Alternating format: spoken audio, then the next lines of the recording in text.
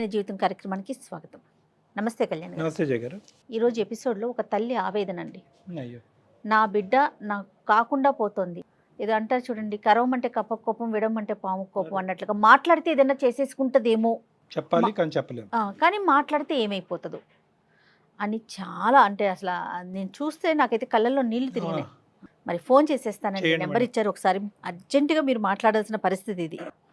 ఈరోజు పిల్లలు ఎట్లా ఉన్నారంటే కళ్యాణ్ గారు, చాలా ఫాస్ట్గా ఉండటం ముఖ్యమే కానీ సూపర్ ఫాస్ట్ అయిపోతున్నారండి. మినిమం ఎథిక్స్ కానీ ఏమీ కనిపించట్లా. పిల్లలు ఈ రోజులు ఆడపిల్లలనే ఉన్నారు, మగ పిల్లలనే ఉన్నారు. హలో, లక్ష్మి గారండి? అవును మేడం. నమస్తే అండి, నేను జయాని అందమైన జీవితం ప్రోగ్రామ్ నుంచి కాల్ చేస్తున్నా. నమస్తే మేడం. నమస్తే అండి, మీ మెయిల్ చూశానండి. డాక్టర్ గారు ఉన్నారు, డాక్టర్ కళ్యాణ్ చక్రవర్తి గారు. నమస్తే సార్. మీరు నమస్తే. ఒకసారి మాట్లాడండి. ఏం పేరమ్మా? లక్ష్మియా? లక్ష్మి సార్. నమస్కారం లక్ష్మి గారు, చెప్పండి అమ్మా. పెళ్ళై చాలా సంవత్సరాలు అయింది మేడం. 10-15 సంవత్సరాలైనా కూడా నాకు పిల్లలు పుట్టలేదు మేడం. ఓకే. ఆ తర్వాత భగవంతుడి దయ వల్ల నాకు ఒక పాప పుట్టింది మేడం. సంతోషం. ఆ పాపను మేము చాలా ప్రాణంగా పెంచుకున్నాం మేడం.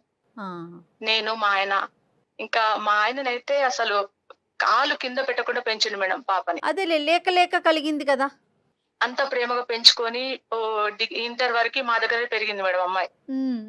ఇంటర్ తర్వాత ఇంకా పై చదువుల కోసం వేరే దగ్గర జాయిన్ చేద్దాము, బీటెక్ అట్లా చేయించేసి అని చెప్పేసి వేరే హాస్టల్లో జాయిన్ చేశాం మేడం. ఎక్కడమ్మా, ఎక్కడ జాయిన్ చేశారు? ఏ ఊరు? బెంగళూరు. మీరు ఎక్కడ ఉంటారు? మేము ఇక్కడ వైజాగ్. తర్వాత ఎప్పుడైతే అక్కడికి షిఫ్ట్ అయిపోయిందో, ఏది బెంగళూరు, ఈ పై చదువుల కోసం ఎప్పుడైతే మేము ఇక్కడ నుండి పంపించేసామో, అక్కడ స్నేహితులు, అక్కడ వాతావరణం ఉంటది సార్, కల్చర్ ఏంటిదో మనకు తెలియదు, దూరంగా ఉన్నాం కదా సార్. ఫ్రెండ్స్ వాళ్ళు, ఫ్రెండ్స్ వల్ల అట్లా చెడిపోయే అవకాశాలు కూడా ఉన్నాయి. మనకు తెలియదు. బాగుండాలమ్మా, తినాలి, జాగ్రత్తగా ఉండాలి, ఎర్లీగా పడుకోవాలి, మనం ఇవన్నీ జాగ్రత్తలు చెప్తాం తల్లిగా.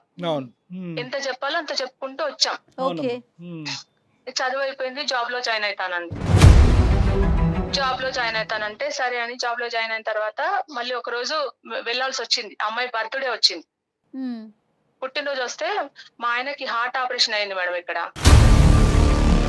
నేను ఎలాగో వెళ్ళలేను కదా, పాపని చూసిరా, సర్ప్రైజ్ ఇచ్చిరా, గిఫ్ట్లు కొనిచ్చేసి కొన్ని డబ్బులు ఇచ్చిరా అని నన్ను పంపించాడు మేడం. నేను వెళ్ళాను మేడం అక్కడికి. బెంగళూరు వెళ్ళారా? సర్ప్రైజ్ ఇద్దామని వెళ్ళాను. అదేలే. సర్ప్రైజ్ ఇద్దామని అక్కడికి వెళ్ళేసరికి లాక్ వేసి ఉంది. మీరు వెళ్ళినప్పుడు తాళం వేసి ఉంది. అదేంటి, హాస్టల్ రూమా లేదంటే పాప ఏమైనా విడిగా ఫ్లాట్ తీసుకుందా? ఫ్లాట్ తీసుకొని ఉంది సార్ పాప. పోయేసరికి తాళం వేసి ఉందని నేను ఫోన్ చేశాను సార్ పాపకి. ఫోన్ చేస్తే ఎక్కడున్నావమ్మా అంటే, నేను ఆఫీస్ దగ్గరలో ఉన్న మమ్మీ, సెల్ఫ్ లో ఉంది, కీ తీసుకొని నువ్వు లోపలికి వెళ్ళు అని చెప్పింది. నేను వస్తాను అని. కీ అక్కడే దగ్గర ఎక్కడో సీక్రెట్ సెల్ఫ్ లో పెట్టింది. ఎప్పుడన్నా వాళ్ళు ఫ్రెండ్స్ వస్తారేమో తీసుకొని వెళ్ళడానికి నేను అనుకున్నాను. లాక్ తీద్దామని లాక్ తెరిచి చూశాను సార్. లోపలికి వెళ్ళాను, లాక్ తెరిచి చూసేసరికి నా మైండ్ మొత్తం బ్లాక్ అయిపోయింది సార్. అక్కడ అంతా చూడకూడని అన్ని ఉన్నాయి సార్. అక్కడ ఇటు చూస్తేనేమో మందు బాటిల్స్, అటు చూస్తేనేమో కాల్చిన సిగరెట్ ముక్కలు, బెడ్ దులుపుదామంటేనేమో భార్యాభర్తలు కాపురానికి పిల్లలు పుట్టకుండా వాడుకునే అన్ని మందులు అవి ఇవి ఉన్నాయి సార్. చూసేసరికి ఇక నాకు మొత్తం కళ్ళు తిరిగిపోయింది సార్. ఈ విషయం మా ఆయనకు తెలిసే గుండె పగలు అక్కడి నుంచి చచ్చిపోతాడు సార్ మా ఆయన.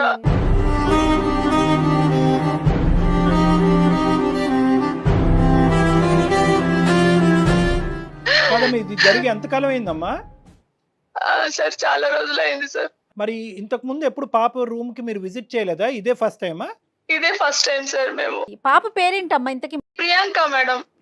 కానీ అస్సలు ప్రియాంక దగ్గర నుంచి ఇదైతే మాత్రం మీరు కల్లో కూడా ఎక్స్పెక్ట్ చేయలేదు. మీరు కూడా ఎక్స్పెక్ట్ చేయలేదు సార్. మా ఆయన కూడా చేయలేదు, మేము కూడా చేయలేదు సార్.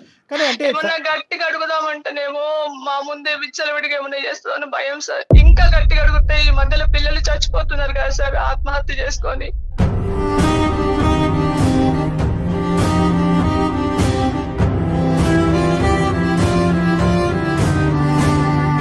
ఇలా ఏం అడుగుతాం సార్? ఆయనకు తెలిసేది ఉంటే పరువు కోసం ప్రాణం ఇచ్చే మనిషి సార్. కానీ ఆయన మీ ఇట్లా ప్రాణం కాదా తీసుకుంటాడు, లేకుంటే ప్రాణం తీస్తాడు సార్ ఆయన. అయ్యయ్యో! ఓకే. అతను కూడా ఎమోషనల్ అనమాట. కాదమ్మా లక్ష్మి, ఇప్పుడు ఎప్పుడైనా ఫోన్‌లో మాట్లాడినప్పుడు గానీ, వీడియో కాల్ చేసినప్పుడు గానీ, పాప పరిస్థితి ఎలా ఉండేదమ్మా? అంటే ఏమన్నా ఇలాంటిది జరుగుతుందనేటువంటి కొద్దిపాటి అనుమానం కూడా మీకు రాలేదా? అనుమానమే రాలేదు సార్. ఎందుకంటే అంత నమ్మకంగా పంపించాము. మన పిల్లల మీద ఎంత ప్రేమ నమ్మకం పెట్టుకుంటాం సార్ చెప్పండి.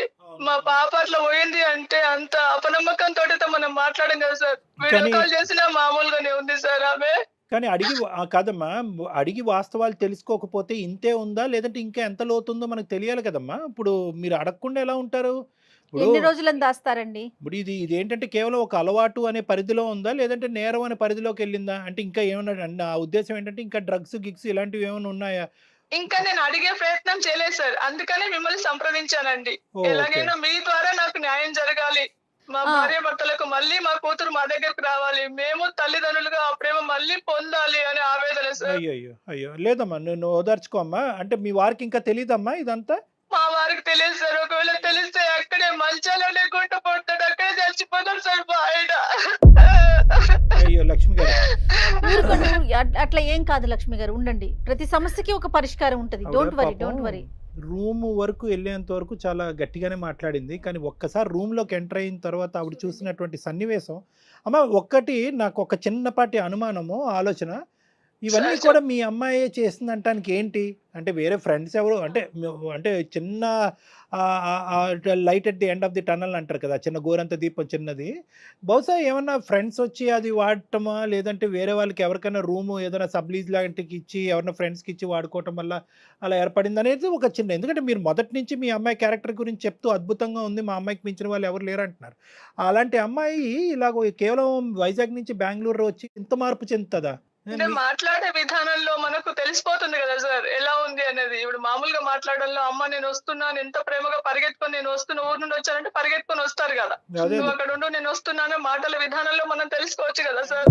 కానీ నా చిన్న డౌట్ ఏంటంటేనమ్మా, అసలు ప్రియాంక అసలు మాట్లాడటానికి ఇష్టపడతదా? తను ఉండేటటువంటి పొజిషన్‌లో మాగోటి వాళ్ళు మాట్లాడగలమా ఆ అమ్మాయితో? సార్ మీరే మాట్లాడాలి సార్. ఎందుకంటే ఇప్పుడు ఒక తల్లిగా నేను మాట్లాడితే ఎక్కడ నుండి ఏ సమాధానం వస్తుందో, ఏ ప్రశ్న వస్తుందో అని నేను హడలిపోతున్నా సార్. ఎందుకంటే ఇప్పుడు నేను మాట్లాడితే తను ఎట్లా రియాక్ట్ అవుతుందో కూడా నాకు తెలియదు సార్. ఈరోజు ఒక తల్లిగా మీరు అడిగితేనే సహించలేనటువంటి ఒక అమ్మాయి ఈరోజు నాకెంత రెస్పెక్ట్ ఇస్తుంది, నా మాట ఎంత వింటుంది అనేది కూడా అనుమానాస్పదమే. ఎందుకంటే మీరెవరండి, మా అమ్మకు లేనటువంటి బాధ మీకెందుకు అనేటటువంటి మాట రావచ్చు. నేనేమంటున్నానంటే కనుక ఆ అమ్మాయికి ఇష్టపడేది కానీ గౌరవించేటటువంటి పెద్దలు ఎవరన్నా మీకు తెలిసిన వాళ్ళు ఎవరన్నా ఉన్నారా? ఆ అమ్మాయి డైరెక్ట్గా మనం ఇలాగ డాక్టర్ అని చెప్తే కనుక, సైకియాట్రిస్ట్ అని చెప్తే కనుక ఏ విధంగా రియాక్ట్ అవుద్దో మనం ఊహించుకోలేము. కాబట్టి అట్లీస్ట్ మీ వారి యొక్క స్నేహితుడో, పెద్దనానో, లేదంటే ఫ్రెండ్ ఏదో విధంగా. అలా చెప్పండి సార్. మా ఆయన ఫ్రెండ్ అని అలా మొదలు పెడదాం సార్. ఏంటి మీ ఆయన గారి ఫ్రెండ్, పాపకు తెలిసినటువంటి మీ ఆయన గారి ఫ్రెండ్ పేరు ఏదన్నా ఉందా? రామారావు గారు. రామారావు గారు అని నేను అంటాను.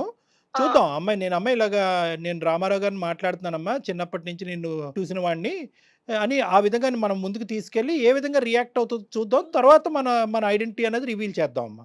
నాకు ఒకసారి నెంబర్ ఫార్వర్డ్ చేయండి ఇదే నెంబర్కి. మీకు వాట్సాప్ లో నంబర్ సెండ్ చేస్తాను మేడం. అదే డాక్టర్ గారు ఏమంటున్నారంటే, అమ్మాయి కూడా చెప్పాక ప్రియాంకకి చెప్పినాక అమ్మ కూడా ఉంది అన్నాక అప్పుడు మీరు మాట్లాడుదురు కానీ.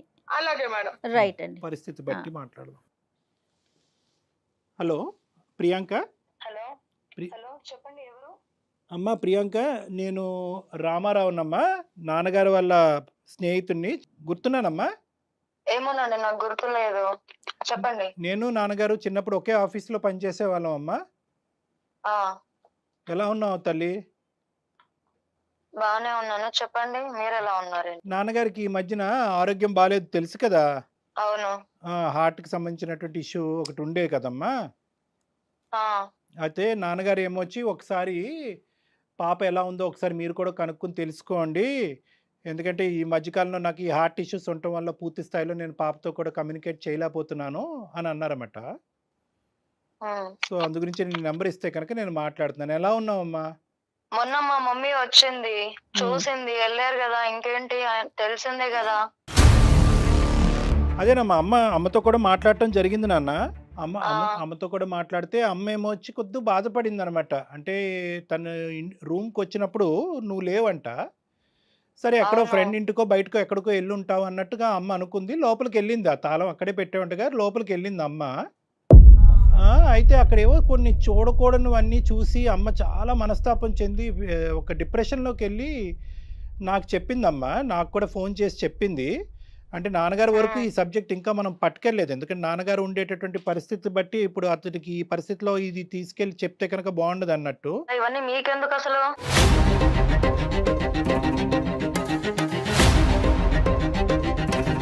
కాదు నాన్న, నాకెందుకు అనే మాట చాలా మంచి మాట.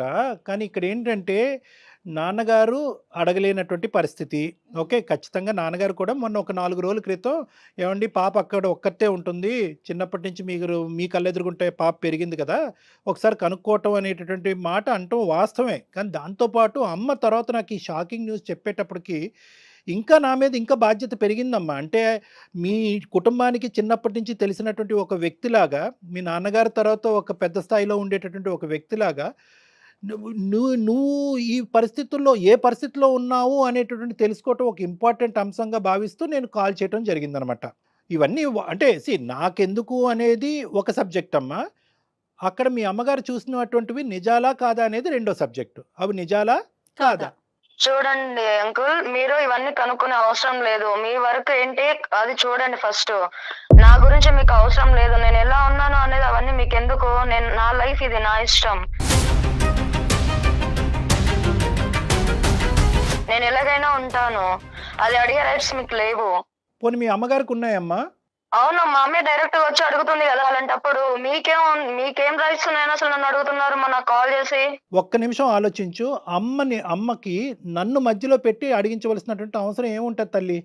ఇప్పుడు ఏమంటారు?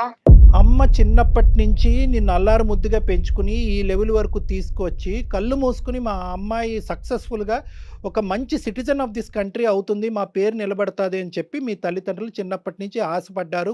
ఇది ఒక జీవితంలో ఏంటంటే నాన్నగారు అప్పుడు హార్ట్ అటాక్ వచ్చినప్పుడు నాన్నగారికి బైపాస్ సర్జరీ అవటం అనేది ఎంత పెద్ద షాకో మీ అమ్మగారికి, ఈ రోజు నీ రూమ్ లో చూసినటువంటి ఈ సంఘటన కూడా అంత పెద్ద షాక్ గురవుతున్నారు. ఇంకా చూస్తున్నాను. నా రూమ్ లో అంటున్నారు. ఏం కనిపించింది అసలు నా రూమ్ లో? ఏం చూసారంట?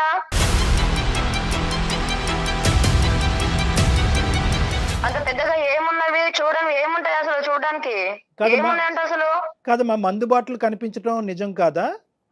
మందు బాటిల్ అది కామన్, ఎవరైనా తాగుతారు. దాంట్లో డిఫరెంట్ ఏముంది? సిగరెట్ ముక్కలమ్మా? సిగరెట్ ముక్కలు ఎక్కడైనా జరుగుతున్నాయి కదా. కొత్త ఏం నేను చేయలేదు కదా. వాళ్ళని మించి అయితే నేను పోలేదు కదా. అవన్నీ కామన్. అంటే ఒక అమ్మాయి అబ్బాయి శారీరకంగా కలుసుకునేటప్పుడు పిల్లలు పుట్టకుండా వాడేటటువంటి జాగ్రత్తలు ఏ జనరేషన్ లో ఉన్నారు అంకుల్ మీరు? అసలు నాకు అర్థం కావట్లేదు. అమ్మ నీకు ఇలా చెప్తే అర్థం కాదు. ఒక్క నిమిషం, నేను ఎవరో చెప్తానమ్మా. నేను మీ అనుకున్న ఇందాక అన్నట్టుగా మీరెవరు అనేది నాకు అనవసరం. కానీ నా ఒక్క నిమిషం. గురించి అడగడం మీకు ప్రియాంక, అనవసరం. ఓకే, ప్రియాంక. అది తెలుసుకుంటే మంచిది అనుకుంటాను. అమ్మ ప్రియాంక, మీరు మా నాన్న ఫ్రెండ్ కాబట్టి నేను ఇంతవరకు మర్యాద ఇస్తున్నాను. కాదమ్మా ప్రియాంక, అసలు నా గురించి మీకు ఎందుకు? అసలు అడిగే అవసరం ఏముంది? ఏం రైట్స్ ఉన్నాయని ఇన్ని అడుగుతున్నారు questions? ప్రియాంక కాదమ్మా ప్రియాంక, ఒక్కసారి వినమ్మా కొంచెం. ఒక్క నిమిషం అమ్మా. బహుశా ఏంటంటే నేను ఇందాక బహుశా నువ్వు ఆన్సర్ చేయవేమో మా ఫోన్ కాలు. నేను ఎవరు అని చెప్తే కనుక మీ అమ్మగారు మాట్లాడేటటువంటి పరిస్థితి ఎలాగానూ లేదు. ఎందుకంటే కనుక మీ అమ్మగారు చాలా భయపడుతున్నారు ఇప్పుడు ఉండే పొజిషన్లో. ఒక్క 2 నిమిషాలు నేను చెప్పేది విన్నాను. ఎందుకంటే ఇటువంటి పరిస్థితి ఇప్పటికొచ్చి ఎప్పటికి కూడా వాళ్ళ జీవితంలో రాలేదు. అంటే నేను నిలదీసి నిన్ను తిట్టేటటువంటి పరిస్థితి ఎప్పుడూ రాలేదు. నువ్వు ఈ తప్పు చేస్తున్నావు అని అడిగేటటువంటి పరిస్థితి ఎప్పుడూ రాకపోవటం వల్ల మీ అమ్మగారు ఇప్పుడు భయభ్రాంతులకు గురవుతున్నారు. ఇటువంటి క్రమంలో ఏంటంటే నేను మీ నాన్నగారు స్నేహితుడి పాత్ర ఎత్తవలసి వచ్చింది. వాస్తవానికి నేను రామారావు గారు కాదు. నా పేరు డాక్టర్ కళ్యాణ్ చక్రవర్తి. నేను సైకాట్రిస్టు. సుమన్ టీవీ అందమైన జీవితం నుంచి మాట్లాడుతున్నానమ్మా. బహుశా నేను తెలిసే ఉంటుంది నీకు. సార్ మీరా? ఓకే, చెప్పండి సార్. కాదమ్మా, నేను మిమ్మల్ని కాంటాక్ట్ అవ్వాలి అనుకున్నాను చాలా సార్లు, బట్ కుదరలేదు. చెప్పండి సార్. ఎందుకు నాన్న నువ్వు మమ్మల్ని ఎందుకు కాంటాక్ట్ అవ్వాలనుకున్నావు?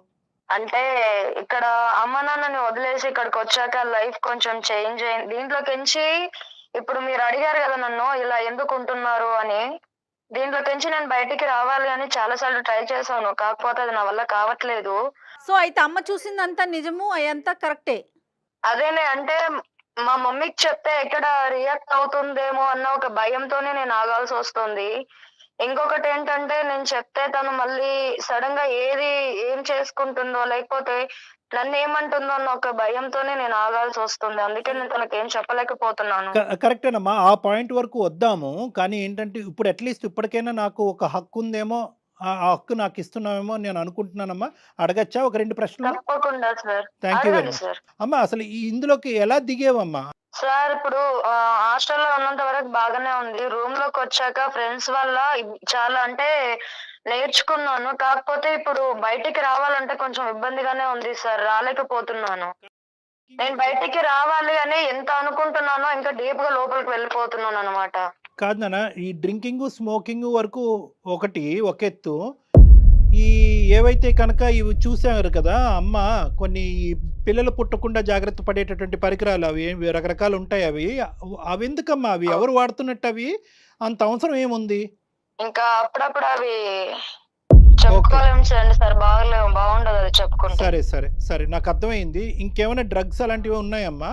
అలాంటివి ఇంకేం లేదు సార్. కాకపోతే ఇంకా ఈ దాంట్లోకించి బయటికి రావాలి అని అనుకుంటున్నాను. చాలా ఇబ్బందిగా ఉంది సార్. ఓహో, నీకు మళ్ళీ నాకు మా పేరెంట్స్ ప్రేమ నాకు కావాలి అని ఉంది. అంటే వాళ్ళ దగ్గరికి వెళ్ళి ఉండాలి అని కూడా ఉంది.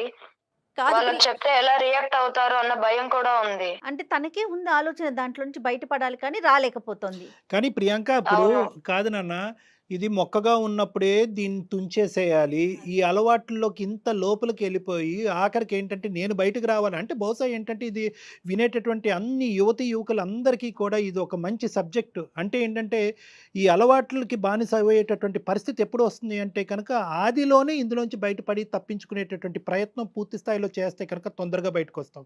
ఎప్పుడైతే కనుక ఈ కంట్రోల్ బటన్ అనేటటువంటిది మన చేతుల్లో కాదు పక్క వాళ్ళ చేతుల్లోకి వెళ్తుందో, అంటే ఎలా ఉంటుంది, ఈ స్నేహితుల మధ్యన ఉండేటటువంటి దాన్ని పియర్ ప్రెషర్ అంటూ ఉంటారు. అంటే చెయ్యకపోతే అవతల వాళ్ళు ఏమైనా ఫీల్ అవుతారేమో, చెయ్యకపోతే ఆ గుంపులో నేను ఉండనేమో, చెయ్యకపోతే నేను ఏకాకిని అయిపోతానేమో, అప్పుడు నాకు రేపొద్దున సహాయపడేటటువంటి వాళ్ళు, బాధను పంచుకునేటటువంటి వాళ్ళు, స్నేహపూరితంగా నాతో పాటు గుంపులో తిరిగేటటువంటి వాళ్ళు ఎవరు ఉండరేమో అనేటటువంటి భయంతో కొంతమంది కంటిన్యూ అవుతారు. ఈ 2 కేటగిరీస్. ఒకరు అలవాటు పడి ఆ అలవాటుని వదలలేక, అది వదిలితే కనుక ఉండలేక, శరీరం మానసికంగా యాక్సెప్ట్ చేయలేకపోవటం కంటిన్యూ అయ్యేటటువంటి బానిసత్వం పొందేవాళ్ళు ఒకరైతే, సామాజిక పరంగా దానికి ఎడిక్ట్ అయినటువంటి వాళ్ళు, అంటే ఆ గ్రూప్ ఎవరైతే ఉన్నారో ఆ గ్రూప్లో పాటు నువ్వు సిగరెట్ తాగి, నువ్వు డ్రింక్ తాగి, లేదంటే అబ్బాయిలతో ఇంకో విధంగా విచ్చలవిడిగా ప్రవర్తిస్తేనే ఆ గుంపులో నువ్వు ఉండగలవు. ఎప్పుడైతే కనుక ఇది కాదు, ఇది కరెక్ట్ కాదు, ఇది పద్ధతి కాదు, ఇది నీతి కాదు, ఇది వ్యవహారం కాదు, మా తల్లిదండ్రులు ఒప్పుకోరని ఎప్పుడైతే నువ్వు మాట్లాడతావో ఆ గుంపులోంచి నువ్వు బయటకు వెళ్ళిపోతావు. ఈ గుంపులోంచి బయటకు రావటం అనేటటువంటిది తట్టుకోలేక ముందు నువ్వు ఈ వెనకతలు గొయ్యి అని ఇందాక అన్నాను చూడు, ఆ పరిస్థితి నీది అన్నట్టు నాకు అనిపిస్తుంది. అంటే నువ్వు ఇప్పటికీ కూడా బాధపడుతూ, డాక్టర్ గారు మీరు నాకు ఫోన్ చేసినందుకు థ్యాంక్ యూ, నేనే మీకు చేద్దాం అనుకున్నాను, ఇంత యాక్సిడెంటల్గా నాకు ఈ ఫోన్ కలవటం నా అదృష్టం అని నువ్వు ఎప్పుడు అన్నావో, అంటే దాని అర్థం ఏంటంటే నువ్వు దీనికి బానిస అవ్వలేదు. తప్పనటువంటి పరిస్థితుల్లో ఆ స్నేహితుల మధ్యన నలిపోతూ, ద సో కాల్డ్ స్నేహితుల మధ్య నలిపోతూ, ఇంకో దారి దిక్కు లేక అక్కడ ఇరుక్కుపోయినట్టు నాకు అనిపిస్తుందమ్మా. సో ఇది ఏదైనా కూడా బహుశా ఇవన్నీ మీ అమ్మగారు వింటూ ఉంటే కనుక ఏ స్థాయిలో బాధపడతారో మరి నాకు తెలియదు. కానీ ఈ సెకండ్ హాఫ్ ఏదైతే ఉందో, అంటే మా అమ్మాయి దీనికి బానిసత్వం పొందినా కూడా, అంటే దీనికి వ్యసనానికి బానిస అయినా కూడా ఈరోజు బయటపడటానికి పూర్తి స్థాయి ప్రయత్నం చేస్తున్న, అవకాశం దొరక్క బయటపడలేకపోతుంది అనేటటువంటి మాట చాలా చల్లగా వినిపించేటటువంటి మాటలాగా నాకు అనిపిస్తుంది. కాబట్టి నీకు ఇంకొక చిన్న మాట చెప్తానమ్మా. అమ్మ ఇక్కడ కాన్ఫరెన్స్ కాల్లో ఉంది. సార్ ఎంత పని చేశారు సార్? మరి కాదమ్మా, మరి ఏ పద్ధతిలో చెప్పాలమ్మా? ఇది ఎప్పటి వరకు గోప్యంగా ఉంచుతావు? మా అమ్మ లైన్ లో ఉంది అంటే అసలు నేను ఇవన్నీ చెప్పేదాన్నే కాదు. అదే కదా ప్రాబ్లమ్. ఎప్పటికైనా తెలియాలి కదమ్మా, తెలిస్తేనే ఒకటి కదా. అమ్మా, ఇప్పటి వరకు నువ్వు ఇంత ఊబిలో ఇరుక్కుపోయేవి, ఇంత కూరుకుపోవటానికి ప్రధానమైనటువంటి కారణం ఏంటంటే నువ్వు ప్రేమించి నిన్ను ప్రేమించేటటువంటి మనుషుల ముందు గోప్యంగా ఉంచటమే ఇక్కడ ప్రధానమైనటువంటి సమస్య. అందుగురించే మేము చెప్తా ఉంటాం, ఇలాంటి ఆ సమస్యలు వస్తే కనుక ఆడపిల్లలు మగపిల్లలు ముందస్తునే తల్లిదండ్రులు ఎదురుగుంటా నిలబడి ధైర్యంగా చెప్పండి. తల్లిదండ్రులు అర్థం చేసుకునేటటువంటి పొజిషన్లో ఉంటారు. ఆఖరికి నేను ఈరోజు మీడియేషన్ చేస్తూ మీ అమ్మగారు నీ కమ్యూనికేట్ చేయలేకపోతున్నారు, నువ్వు మీ అమ్మగారు కమ్యూనికేట్ చేయలేకపోతున్నావు అనే పరిస్థితి రావటం వల్ల నేను మీడియేషన్ చేసి ఇక్కడ చెప్తే ఈరోజు మళ్ళీ నువ్వు పాత కథే పాడుతున్నావు. మాట్లాడు ఒకసారి, అమ్మతో మాట్లాడు. సారీ మా, అంటే మొన్న తను ఊరు ఇంకా వచ్చింది సార్, కానీ నేను తను అంత దూరంతోనే నా మీద ప్రేమతో వచ్చినా కూడా నేను కలవలేకపోయాను తనని. బట్ మీరు ఇలా పెట్టేసరికి నిజంగా నాకు ఏం మాట్లాడాలో మాట్లాడు, అర్థం పర్వాలేదు, కావట్లేదు. ఏమి ఎప్పుడు ఓపెన్ అవ్వు. అమ్మా ఇప్పుడు ఒకటే, మీరిద్దరూ ఎదురుబెదురు ఉన్నారు, అమ్మ కూడా లైన్లోనే ఉంది, ఇంకా చాలు ఈ అంతర్యుద్ధము. ఎవరు కూడా ఇక్కడ ఎవరు అడగటం వల్ల ఎవరికి కోపాలు రావు, తాపాలు రావు. దయచేసి తల్లి కూతుర్లు మీ ఇద్దరు ఎదురుబెదురు ఉన్నారు, ఇక్కడ జరిగినటువంటి నష్టం కష్టం ఏమీ లేదు. మళ్ళీ మీ పాత డైనమిక్స్ 110% పుట్టుకొస్తాయి. కాబట్టి లక్ష్మి గారు, ప్రియాంక లైన్లో ఉంది, ప్రియాంక లక్ష్మి గారు లైన్లో ఉన్నారు, ఇద్దరు మాట్లాడుకోండి. హలో. మా నేను కావాలని దీంట్లోకి రాలేదు మా. అంటే ఊరు ఇంకా వచ్చినప్పుడు నేను బాగానే ఉన్నాను. ఇక్కడ రూమ్ లోకి షిఫ్ట్ అయ్యాక ఫ్రెండ్స్ వల్ల నేను ఇలా అయ్యాను. దీంట్లోకి ఎంచే బయటికి రావాలని చాలా ట్రై చేశాను, అయినా నా వల్ల కావట్లేదు. సారీ అమ్మా. కానీ నీకు అమ్మ నాన్న ఎప్పుడు గుర్తు రాలేదా అమ్మ ఆ పనులు చేసేటప్పుడు? రియలీ సారీ అమ్మా. ఎంత ప్రాణంగా పెంచుకున్నావమ్మా నిన్ను. నేను బయటికి రావాలని చూస్తున్నాను అమ్మా, కానీ నా వల్ల కావట్లేదమ్మా. నాన్నకి ఈ విషయం చేస్తే బతుకుతాడు అనుకున్నావా అమ్మా?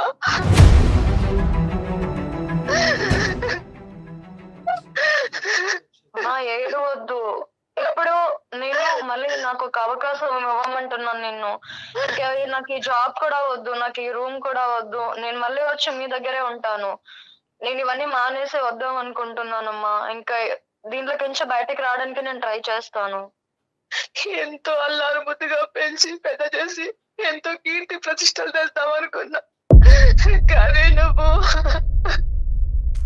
బాధపడకండి అమ్మా లక్ష్మి, ఇంకా అమ్మా, ఇప్పటికైనా ఏడవద్దు ఇంకా. చెప్తున్నాను కదా సారీ, లక్ష్మి గారు. అంటే నేను కావాలని రాలేదు. మధ్య సార్ చెప్పండి సార్.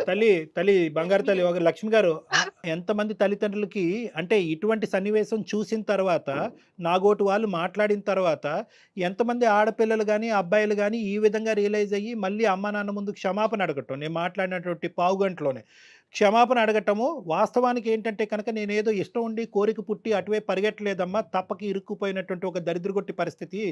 ఇప్పటికైనా ఇది ఒక బంగారు అవకాశంలాగా ఇందులోంచి బయటపడి నీ కళ్ళెదురుగుంట నిలబడ్డాను, నన్ను క్షమించమ్మా, 2 నిమిషాల్లో నేను మారుతానని చెప్పేటటువంటి మనుషులు ఎంతమంది ఉంటారమ్మా ఈ నిజంగా వయసులో అదృష్టం ఉండే అనుకోండి. ఈ వయసులో ఎంతమంది ఉంటారు తల్లి?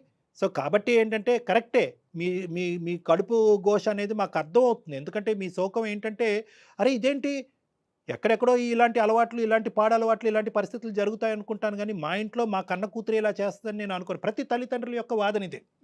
ఏమనుకుంటారంటే పేపర్లో చూస్తారు, టీవీలో చూస్తారా, అది ఎక్కడోలే, ఏదో ఎక్కడో పాడైపోయినటువంటి పిల్లలో, లేదంటే తల్లిదండ్రులు పట్టించుకున్నటువంటి పిల్లలో, లేదంటే అల్లారి ముద్దుగా విపరీతమైనటువంటి ముద్దిచ్చి అడగకుండానే విపరీతంగా ఇచ్చేటటువంటి కుటుంబాల్లో పుట్టినటువంటి పిల్లలు దారి తప్పి గాడి తప్పి ఇలా ప్రవర్తిస్తారని అనుకుంటారు. కానీ వాస్తవానికి ఏంటంటే మన ఇంట్లోనే ఇలా జరుగుతుందా అనేటటువంటి చాలామంది తల్లిదండ్రులు ఊహించుకోరు. ఇదంతా కూడా ప్రధానంగా జరిగేటటువంటి, అంటే ఎప్పుడైతే కనుక ఈ అమ్మాయి ఈ వాతావరణంలోంచి ఆ వాతావరణంలోకి వెళ్ళినాయో రకరకాల అంశాలు వచ్చినాయి. ఒకటేంటంటే కనుక ఒంటరిగా బతకవలసినటువంటి అవసరం, అల్లారు ముద్దుగా పెంచుకున్నటువంటి తల్లిదండ్రులు, ఏకైక కూతురు, అల్లారు ముద్దుగా పెంచేటటువంటి కూతురు, ఆ అమ్మాయి అక్కడికి వెళ్ళి ఒంటరిగా ఉండటం, ఒక కొత్త వాతావరణం, అంత ఫాస్ట్గా ఉండేటటువంటి వాతావరణం, సిగరెట్ తాకపోయినా మందు కొట్టకపోయినా తేడాగా చూసే వాతావరణం, అబ్బాయిలతో కలిసి బాయ్ ఫ్రెండ్ లేడు అని చెప్పుకోవడానికి సిగ్గుపడేటటువంటి వాతావరణం.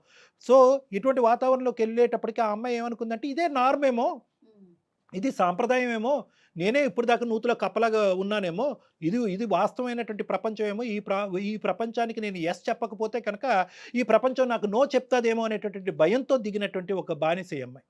కాబట్టి ఏంటంటే పెద్ద మనసు చేసుకుని ఈ అమ్మాయిని ఈరోజు క్షమించవలసినటువంటి అవసరం ఉంది. ఒకప్పుడు ఇదే తత్వం కానీ ఇదే ఆలోచన శైలి కానీ కొద్దిపాటి కంటిన్యూ అవుతే కనుక నేను ఆ అమ్మాయి కౌన్సిలింగ్ చేసి ఆ అమ్మాయి మనసు మార్చి మళ్ళీ ఇటువంటి తోవలోకి వెళ్లకుండా నేను కాపాడగలిగేటటువంటి వ్యక్తిని అవుతానమ్మా. లక్ష్మి గారు, ఇలాంటి వాళ్ళ సలహాలు సూచనలు మాలాంటి తల్లిదండ్రికి మేము కన్నా పిల్లలకి చాలా అవసరం సార్. ఎందుకు నా బాధ కట్టలు తెంచుకునే దుఃఖం ఎందుకు వచ్చిందంటే సార్, ఇక్కడ మీకు ఒక్క విషయం చెప్పాలి సార్. చెప్పండి అమ్మా, తప్పకుండా. ఎన్నో ఏళ్లుగా అంటే ప్రదక్షిణాలు, పూజలు, వ్రతాలు చేయగా పుట్టిన అమ్మాయి కాబట్టి ఇంత దాకా తెస్తుందని అనుకోలేదు సార్. ఆ దుఃఖం వల్లనే ఈ ఏడుపు, ఈ బాధ ఇదంతా వస్తుంది సార్ నాకు.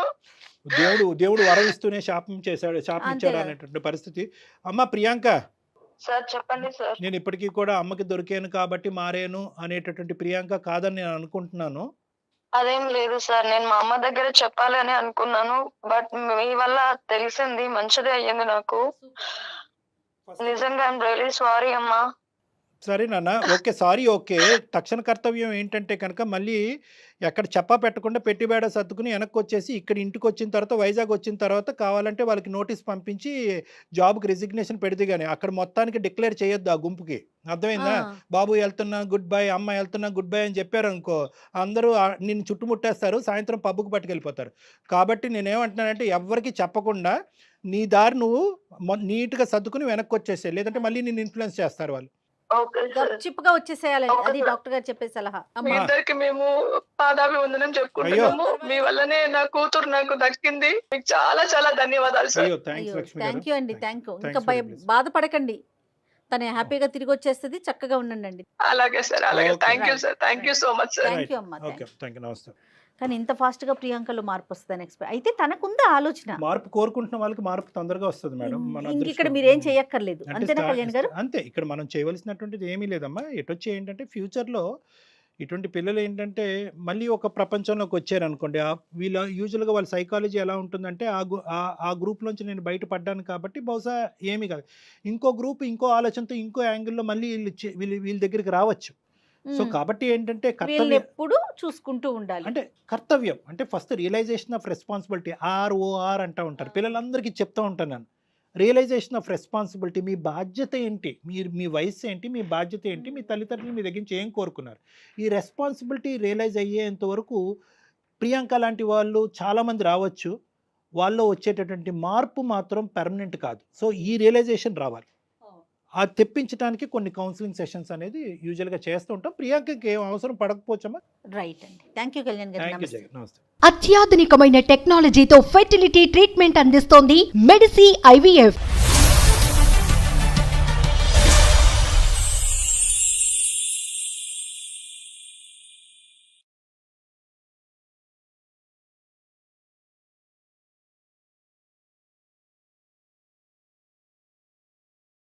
సుమన్ టీవీలో మీ పర్సనల్ అండ్ బిజినెస్ ప్రమోషన్స్ కోసం కింది నెంబర్కి కాంటాక్ట్ చేయండి.